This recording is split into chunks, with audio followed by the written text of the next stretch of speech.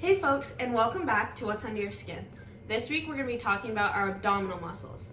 Our abdominal muscles consist of 4 different parts: internal and external obliques, our transverse abdominis, and our rectus abdominis. So let's go to the classroom and check them out. Okay, so the blue muscle I've highlighted right here is your external oblique. If we go below that, you will find your rectus abdominis here, highlighted in blue. And then laterally, you have your internal oblique. Now if we cut down a little further,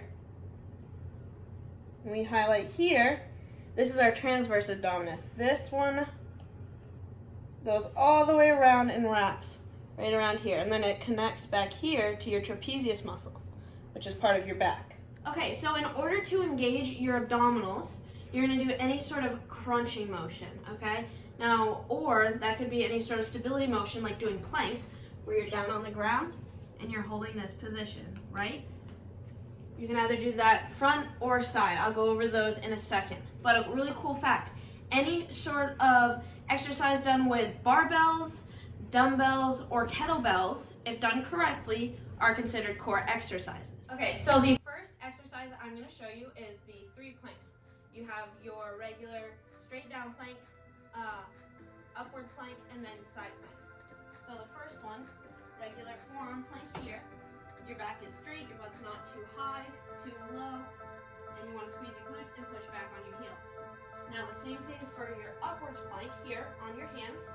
Squeeze glutes, push back the heels, and you want to make sure you have a straight line from your shoulders to your heels. And then lastly, we have our side plank. You want to make sure your hips are stacked on top of one another. You don't want to go back like this or too forward like this, right? Now you can do side planks, feet stacked, heels down, knees down, and then also you can do one leg like this with abductions. You also want to make sure you're on your whole forearm. You don't want to make it just the elbow. Hands either on your hips or above your head. Okay, so the next exercise I'm showing you are just your classic sit-ups. So you're going to want to start with your feet flat on the ground, kind of hold up, and then you want to have a flat back. You don't want to make sure when you go up, your neck cranes in. You don't want that double chin, right? You're going to have your arms up like this. You're going to have them crossed on your head, and then you just want to sit up. Just like that, all the way up to your knees, and then back down. Now, the last exercise I'm showing you are called jackknife crunches. Now, you can do these holding medicine balls, absolutely nothing, yoga balls, whatever you'd like. For the purpose of the video, I'm not going to be holding anything. So you want to start with your back flat on the ground. You don't want to be able to slide any sort of paper below it, right? You want to keep it nice and flat.